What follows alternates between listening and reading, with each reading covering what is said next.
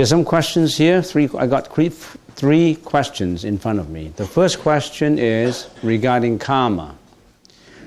And I'm reading out from the question. Shortly after my birth, I was abandoned on a doorstep, and then I lived in an orphanage and have experienced great suffering. Can you explain what I would have in my past life to be placed in this position? And as I go through my life now, I do a lot of charity work and feel this is very beneficial to my karma. Can you confirm? Well, two parts of the question. The first question is, you have been abandoned on the doorstep. Fortunately, nobody stepped on you. Otherwise, there will be no such questions. You've been abandoned on the doorstep, and luckily somebody picked you up. And then you live in an orphanage, and then you experience great suffering. And why do you have to go through all this? Well, according to causality and karma, what you experience now is due to what you have committed before, either in this life or in previous life. And in this case, you're just like a baby.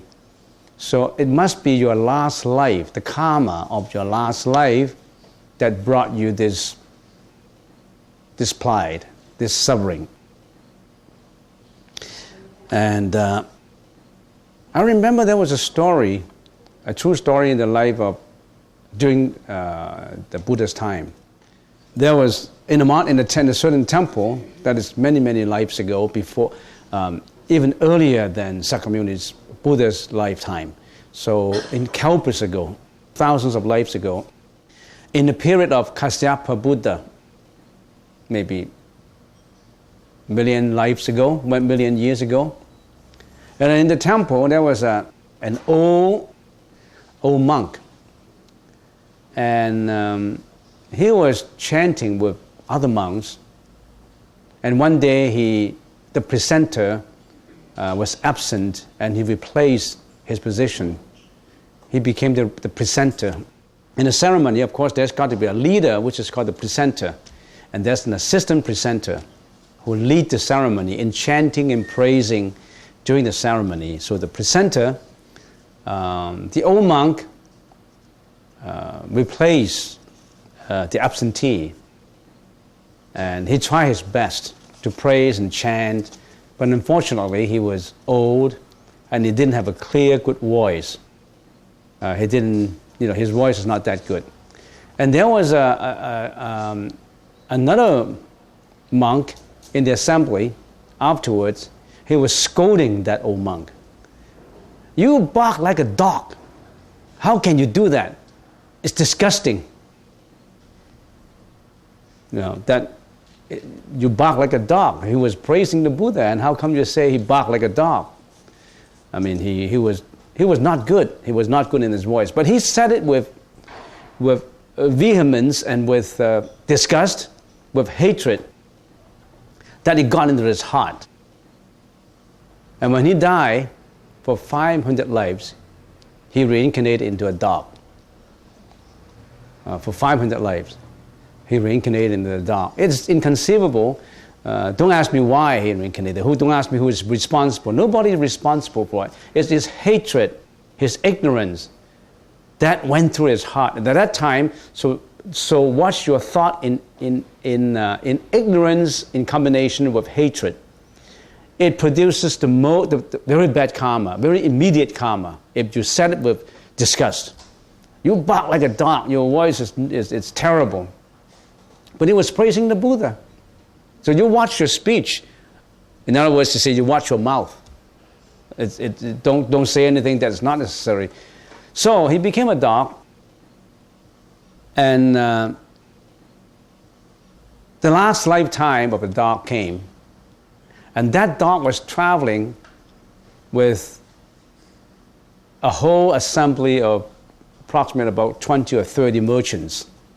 And the merchants is always in a caravan and selling goods and buying goods, and so they're like a gypsy on caravans, about 200 or 300 of these merchants on the road. And carrying goods with them, they had to bring a few dogs. So he was one of the dogs in that band, guarding foods and produce and make sure that nobody steals this, make sure that when anybody comes to steal it, they would bark. And one day, Sariputra, the disciple of the Buddha, was meditating under a tree close by. And somehow Sariputra had certain relationship with that dog, with that monk. The monk who reincarnated into a dog, he had some relationship with him. And he was in his arahat vision, he was contemplating, is there anybody nearby that I can render my compassion? Anybody nearby that I can be of help to them? And in his supernatural power, he suddenly realized that it's right there. The dog is with the band, with merchants. So he was meditating and he was thinking about when should I go and help him out in his last life being a dog. So, that being said, what happened to the dog? At night time, everybody went to sleep. All the merchants sleep in the caravans, and some on the grass, and some under the trees. And the field dog was guarding the produce and the food. And this dog was hungry. He stole some of these with his mouth and started to eat them. The first night, nobody discovered. The second night, somehow a merchant discovered it, and he beat up the dog. And they beat him to death. Oh, he didn't beat him to death. He beat him. He broke his leg. He broke the dog's leg. And then finally, in the morning, they had to go and they abandoned the dog behind. A dog with a broken leg. What's the use of a dog with a broken leg? Cannot be a security guard anymore. So they just abandoned and threw him on the road and let him die. So Sariputra, the arahat who was in meditation, immediately went to his help. He brought some food to the dog, some rice to the dog, and the rice that the dog was eating and eating. And somehow after the lunch, the dog died. And Sariputra buried the dog and went back to his own seat for meditation. And he was meditating and meditating. Where did the dog go? Where would the dog go? The dog reincarnated as the son of a Brahmin family. A Brahmin is a royal family. He became the son. It's his last life of being a dog to reincarnate into a son of a Brahmin family. So, one day Sariputra was going on alms round and passed the door of that Brahmin family, and he heard the baby cry. And then the elder in the family seeing a monk, and of course he knew the monk before, and he said, "Oh, Sariputra, the saint, and you are old enough to have a follower who can look after what you want. You don't have to go on arms round all the time since you're getting older and older. You should have an assistant." And then Sariputra said, "Where do I get the assistant? Now you have a baby, I heard a baby cry. Can you give me the baby? And now I'll nurse him up and become my assistant who can tend on me, who become my attendant." And then the elder said, No, here's my son. But anyway, I'll think of it. I have a few sons in here, and let him grow up, and we'll think about it later.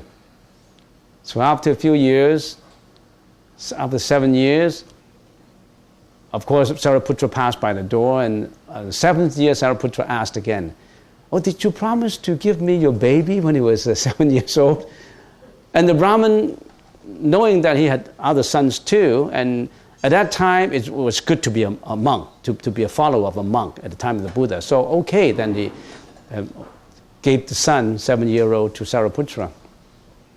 And Sariputra educated him and taught him. And 1 year later, that boy at 8 years old became an arahat, the youngest arahat in the congregation. And his name is, I forgot his Sanskrit name. His name in Chinese is, in the Chinese translation, is 尊提童子. 尊提童子. 尊提 the boy. 尊提 the boy. who became the Arahat. So, karma related to each other. You were put on the doorstep. Maybe you put him, your mom, which of course who you don't know, or your dad, on the doorstep, or maybe worse before. You must have done something in your karma that have brought to what you experienced now. Nothing comes without a cause. There's causality in it. There must be a reason. And we are not saints. We don't have supernatural powers. We don't know. But there must be a reason why you became an orphan, why you were placed on the doorstep, why you have to go through all this, why you have experienced all this great suffering. We all experience suffering. Maybe if you are not on the doorstep being an orphan, maybe when you grow up, when after became a teenager, 17 years old, you died. But you went through all this. I remember. You have developed good character too, because you become very helpful, very compassionate. I remember Helen Keller said in his book, my autobiography, he says, character cannot be developed in ease and quiet. Character can only be developed through experiences of trial and tribulations and sufferings.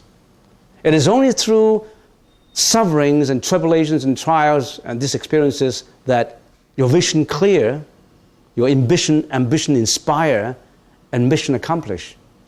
Its character can only be developed in experiences such like in this way. So,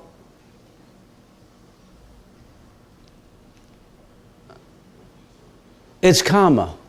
I can see I don't have supernatural power. I didn't know what you did in the past, in your past life. But I know that you must have done something that would have brought you to what you experienced in this life. Can you explain what I would have in my past life to be placed in this position? I explained it already. And so I have to go through what I'm going through now. And I'm doing some charity work. Yeah, you do charity work and feel this is very beneficial to my karma. Extremely. Can you confirm? You want my confirmation? Is it worth the confirmations? If you really want the confirmations, I can confirm it. Because I can confirm whatever cause would give an effect. If you germinate a seed of good cause, you're going to have a good effect. I can confirm on that. You want me to sign? Yeah, I can confirm. Sure, good effect will come out. It's not wasted. A seed is planted in there. It's not wasted. Every thought is a seed, not just action. Every thought is a seed. When you're meditating and you are cultivating good thought in you, every thought has energy, not just action. But you must know how to use your energy, though. Don't misuse your energy. Don't waste your energy. Yesterday I was talking to someone who went through a trauma of emotional experiences with things she doesn't like. And she has self, I don't mention the name, I guess it would be okay if I don't mention the name. She has self-degradation. In other words, she thinks that she has no value at all. I don't have any value in me. I'm useless. What am I good for? Every day I'm doing the same thing and I'm useless. It's a self-degradation. It's a self-remorsing feeling. And also it's a self-feeling of guilt. I've done these bad things in the past. I'm worth nothing. I'm no good. I don't have value in life. That's what he experienced, not she, it's he experienced. And so I was talking to him. I said, you have to change your thought. Every of this thought is dangerous and risky. It's just like when we meditators, when we are meditating, we always put a cane beside us for meditators. If a bad thought comes up, a thought of jealousy, a thought of hatred, a thought of depression, a thought of greediness, a thought of anger, any thought, a thought of self-degradation, if I have that thought coming up when I'm peacefully meditating, I immediately grab at my cane, my rod, my bamboo, and I'm going to push that snake head down. Every thought, that bad thought, is a snake trying to bite you, to get a snap, a snap of you. Like a snapping turtle. In this case, it's a snapping snake. Every thought comes up. It comes, where does it come from? It comes from your own mind. It comes up and it's going to bite you. So immediately you know the snake is getting up its head, it's going to attack you. You immediately touch the bamboo by your side when you're meditating. Then you know that I'm going to push down his head. It's not coming up anymore. But it's a lot of people, 90% of the people, they don't have that bamboo by their side. They don't even know that the snake, every thought is a snake. They got bitten all over the body. They got all hurt and they don't know about it. They don't have any clue of what's going on. When something comes up, they just react emotionally. Something sad, they just cry. Something good, they just laugh. Something greedy, then they open their eyes and they want more. So they don't realize that every thought is a snake. Bad thought is a snake. You've got to push his head down. Otherwise, he's going to get a bite at you. And this bite is not just one bite. 24 hours per day, every second this thought comes up. How many bites you can afford to have to be bitten by the snake? And some people get bitten all over the body. Those are the victims of depression, finally committing suicide. A lot of tragedies come up. So you've got to know your own thought. When it comes up, it's a bad thought, you know that's a snake. He's biting you. You've got to push it down. But can you realize that? Can you come to that realization? A lot of people, they don't know. And some thought comes as a very gentle snake. The thought of pleasure. And that snake is very tender. That snake is very beautiful. That snake is always it's a lot of flattery. A good, beautiful snake is trying to snap at you. You don't know. Oh, that's a nice snake. You stroke his head. You thought, oh, I'm going to enjoy stroking his head and playing around with the snake's body. You get seriously bitten later. You don't even realize it. So that snake, and do you know why we grow bamboos in the temple? So that you can get and cut a piece of bamboo and put it by the side of your meditation stool. So that you can get it and then you can push the head down. There's two things in the temple that we specially built for you. You don't know. One are those all doors. Do we have 24 doors, red doors right behind? How come our temple at the meditation hall had so many doors, 24 doors of them, right in the front? As I said, every door is for you to throw out the garbage when you're meditating. For you, it's all flung open and you can throw out your garbage of thought. So before meditation, I didn't do it now, but I used to say, visualize everybody has a garbage in his hand. You have a garbage bag in your hand? Yes, I have. If you don't have, raise your hand, I'll give you one. Nobody raised his hand. So, okay, everybody has a garbage bag in your hand? Yes. If you don't have, you just visualize it. Put all your emotional garbage in that garbage bag.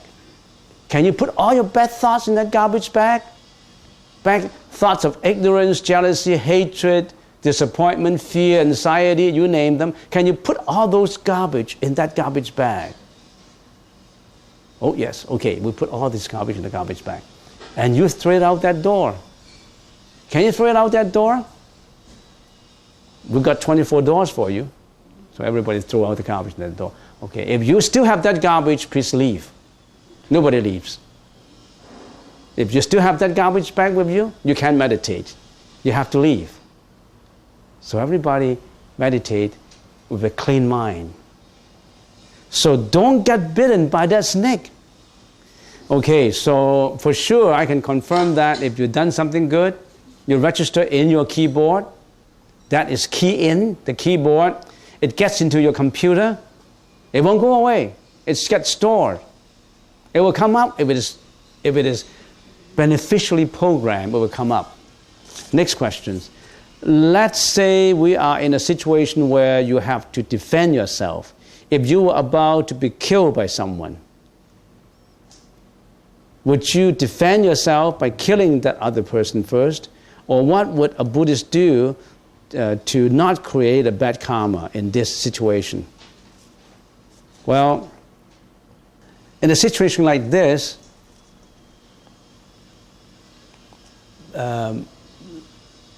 if somebody is going to kill you, there must be a cause for it. It depends on your level of understanding. There was approximately about 1,800 years ago, there was a monk coming from India, and his name is An Xi Gao, and he translated one of the first sutras into Chinese. And he came, one lifetime he came and crossed the border to Guangzhou, and when he came over the border, he asked for something to write, and he write on a piece of notes. What did he write on it? He said, well, I came here to repay my debt. I will be killed, and please do not punish the person who killed me. I'm just repaying my debt. And they get it and put it in his body. And he went into the market in Guangzhou, and there was a fellow who was bringing 2 baskets of produce, one in front and one at the back, with a bamboo stick, a thick bamboo stick. And then somehow the rope broke, and that bamboo stick flipped, and boom, it flipped right onto the monk's head, and he was dead. He was struck dead. And then the police came along and said, did you hit the guy? He's dead. No, I didn't hit him. It's just an accident. Oh, I don't believe you. Let's go back to the magistrate to clear about this. And they searched the body of the dead monk, and they found a piece of note saying that I'm coming back to repay my debt. Don't punish the guy who killed me. So it depends on whether the situation requires you to be killed. You can't escape it anyway if you have to be killed by him, because you killed him before. Now, if you, like a soldier going to war, I'm a soldier, I'm going to war, and if I don't kill my enemies, the other soldiers will kill me, and I can't defend my own country. I want to defend my country so that all my citizens will be safe. I did it with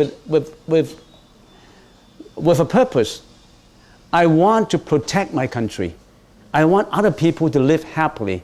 And for that reason, I even risk my life to save my fellow people. If I get killed, if I don't kill him, that soldier, he will kill all the others. So I have to kill him. I have to kill that soldier. I'm a soldier too. My purpose is to protect my country. That if I kill that soldier, then I committed a karma that I will be killed by him. So let be it. I don't mind if I will be killed by him later, because I save thousands of my fellows at home. And I'm protecting the integrity of the country. So I did it with a purpose. It depends on the intention behind it. If your intention is good, then you are bodhisattva, not to say a criminal killing someone. If you're willing to sacrifice your life for others, you are a bodhisattva, you are, somebody call it a guardian angel. So it depends on your intention. Next question. Could the second part of meditation be called clear thinking? The second part of meditation now. We know that we talk about meditation. Meditation basically has 2 facets in it. in the Chinese language is 止, Guan, two facets to meditation. 止 is samatha, Guan is vipassana. 止 is to control your thought. To control your thought, you need to have an object. You have a method to control your thought. You cannot control your thought until you have a method to do so. And that is 止, that is samatha. That method that we use is the nose tip. We meditate on the nose tip, the breath in and breath out. Then we direct all of attention to that nose tip so that our monkeying mind is going nowhere because we put our monkey on a leash. That method of concentrating on the nose tip is the leash that leashed up the monkey so that he won't go away. Now that has an object. Now that's extremely difficult to do because the monkey will keep on going away. You will have to keep on pulling him back. And for 90% of the people, they don't even know how to put the monkey on leash. They just go everywhere. They just commit bad karma all the time, everywhere, any place. But for those who know meditation, you know that you got to control yourself. And that's the start of walking, of treading the saintly path of enlightenment. So that's the 止, that's samatha. Vipassana, and if you call it clear thinking, is not right. Vipassana is knowing, achieving at an insight of the meditation. In other words, it's not just creating an object. That's simple. It's just having an object and put it on a leash. That's just having a method. This vipassana is to get into the depth of the wisdom, is to open up your well of wisdom. And opening up your well of wisdom, you need clear thinking.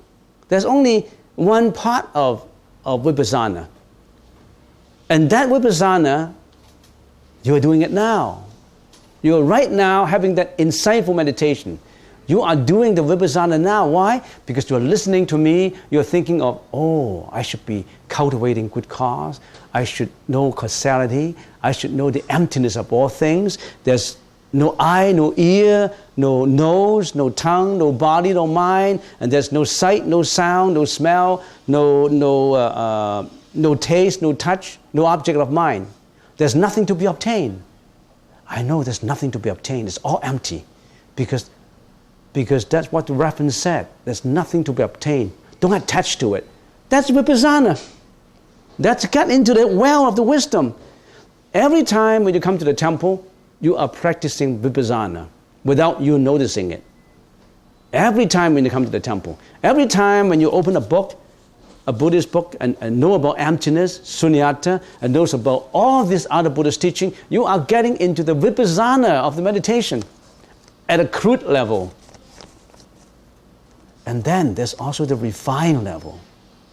The refined level is all this vipassana came to you. The insight already have in you.